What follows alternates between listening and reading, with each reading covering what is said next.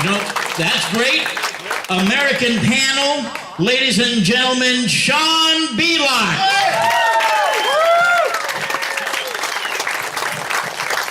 Oh, if you don't mind, I just want to, for those not familiar with Sean, Sean is, well, he's a Marine, number one, Semper Fi. How about that alone?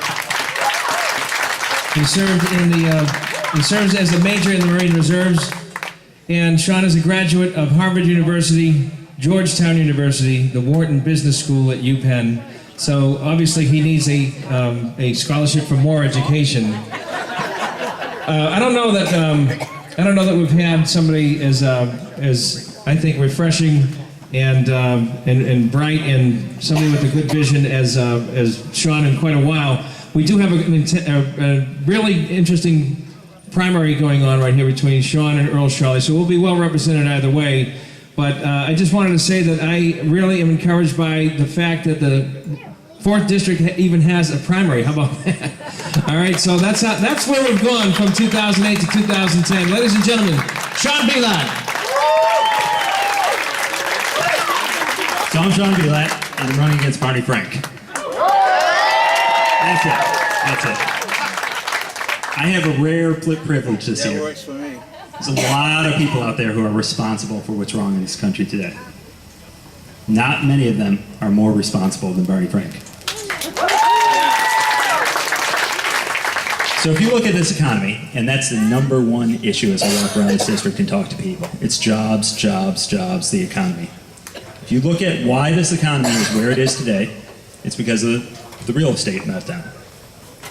And when you look at how the real estate meltdown happened, it was because people who couldn't afford homes were given loans.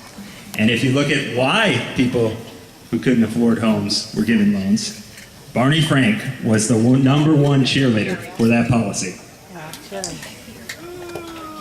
That's right. Thank you, Barney. Guess it depends on where you sit. But 2 nights ago, Mr. Frank had a change of hearts. 60 days before the election, 70 days before the election, he goes on national TV and he says, Fannie and Freddie should not exist. Right? It's laughable. It's laughable. There's clip after clip after clip of Barney Frank saying the opposite for year after year after year. And now he gets religion, or pretends to get religion, 2 months before the election. Go figure. I was on a plant tour a couple of weeks back, and I was talking to one of the gentlemen on the line, and he was telling me, you know, I bought a house a couple of years ago, no money down, got a home equity line of credit, kind of stretched myself, and now I'm pretty far underwater. And he said, you know, I'm working very hard, I'm paying every spare dollar I have because I want to do the right thing. But my bank didn't have to pay it off. They wrote the loan off, they moved away from it, they got out of their obligation. And that's how people are feeling about the bailouts. And so you look at the bailouts and why they're happening, and then you look at the particulars. You look at One United, the bank. Maxine Waters. You may have heard this story, ma'am. Chief of Staff. I can give you the mic. No, you got the details. I love it. So Maxine Waters basically got a sweetheart, or tried to get a sweetheart deal to enrich her family. Well, she goes to Mr. Barney Frank and she says, Congressman Frank, I'm about to get the sweetheart deal for my family. He says, oh, you can't do that. That's unethical. I'll do it for you instead. He thinks that this is the way Washington should work. He didn't hide that. He said that in the Boston Globe. This is the level of corruption that we see in Washington. So the next day, somebody said, yeah, you know, Congressman, that's really not how business should be done. He said, well, it's all right. Diane Wilkerson came to me and said, will you help me out? Do you remember Diane Wilkerson? Yeah, that's right. She was caught stuffing money, bribe money, down her bra. This is who he took advice from.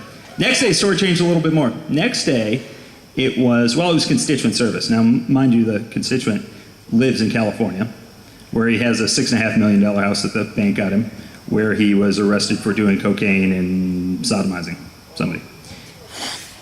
This is the level of corruption of Barney Frank, of the Congress today, and none of this changes until November 2nd.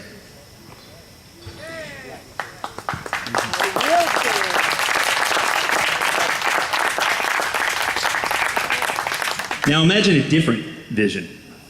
Imagine a country with secure borders, A country free of terrorist threats. A country in which we're proud to live. A country in which we pay fewer taxes because we have a balanced budget. A country of individual responsibility and personal accountability. A country of opportunity for all. That also starts November 2nd. So all of you here tonight need to do the right thing tonight, the right thing over the next several weeks, couple months till the election. Get involved. Make phone calls. Put up yard signs. Get out bumper stickers. Recruit people. Write checks if you can do that. But get involved, because this year we really can stop something. We really can make a difference. We really can turn this country around. Thank you.